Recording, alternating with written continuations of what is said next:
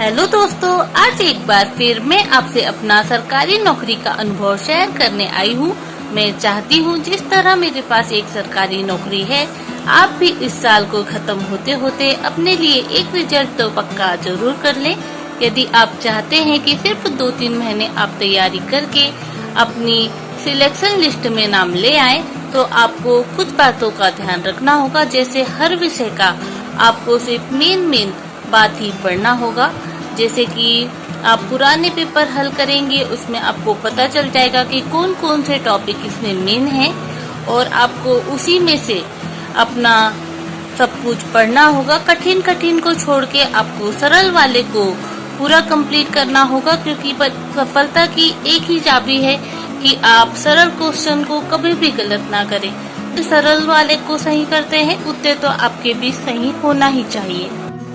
आप मुझ पर विश्वास कर सकते हैं, क्योंकि मैं भी पढ़ाई में बहुत कमजोर थी, लेकिन मैंने सिर्फ अपने सिलेबस के सरल टॉपिक को, प्रश्नों को हल करते हुए अपने लिए एक सरकारी नौकरी पक्की कर ली।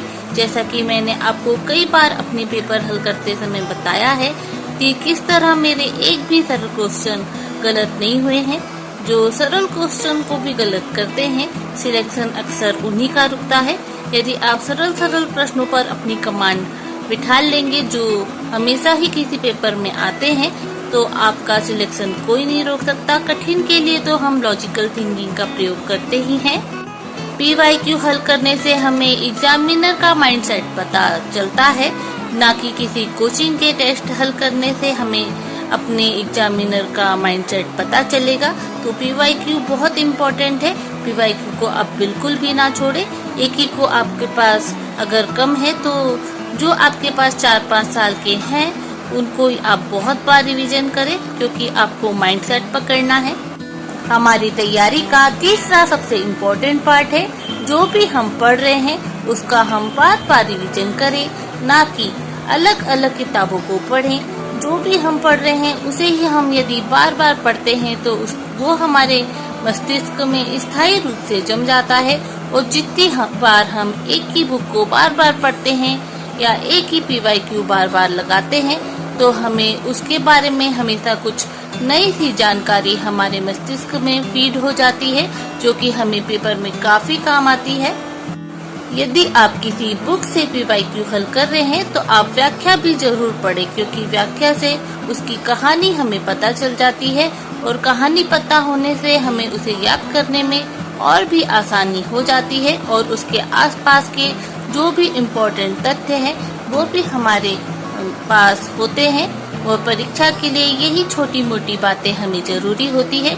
जरूरी नहीं है कि हम कहीं विद्वान बने, हमें सामान्य सी जानकारी भी होगी तो हम परीक्षा में जरूर निकाल लेंगे। और चौथा सबसे इम्पोर्टेंट काम है, यदि आप कर सके कि आपको बहुत कम समय में अपने MCQ एग्जाम की, 1 डे एग्जाम की प्रिपरेशन करनी है, तो आप नोट्स ना बना के जिस बुक से आप PYQ हल कर रहे हैं उसके साइड में ही अपने इम्पोर्टेंट तथ्यों को लिखते जाएं। ऐसे दिखे कि आप उसे तुरंत में पढ़ लें, या जब आपको याद आए तब आप उसे पढ़ लें, या एक आप 2 पन्ने की कॉपी रख सकते हैं, सिर्फ 2 पन्ने की, जिसमें आप सिर्फ तथ्य लिख सकते हैं, क्योंकि आपको बहुत ज्यादा तो नहीं पढ़ना है। आप 4-5 पेज का ही अपना नोट्स तैयार करें पूरे सिलेबस का। ऐसा नहीं है कि आप पूरा की पूरा सिलेबस ही किसी बुक में लिख लें, फिर आपको बाद में उसे पढ़ने में आलस आए।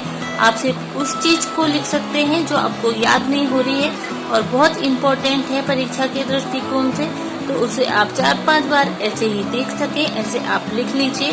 खाली समय में आप इधर उधर से घूमते हुए उस कॉपी को 10 मिनट के लिए जरूर खोल लें।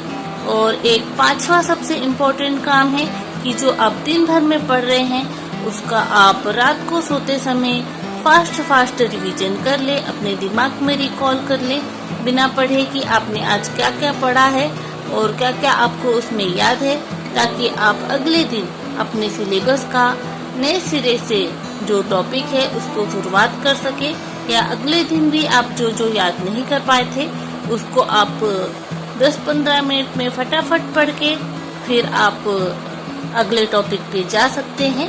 आशा है मैं जो आपको समझा रही हूँ वो आपको समझ आ रही होगी। ऐसे ही मेरे अनुभव का लाभ लेते रहने के लिए मेरे वीडियो को लाइक, चैनल को सब्सक्राइब जरूर करें। धन्यवाद।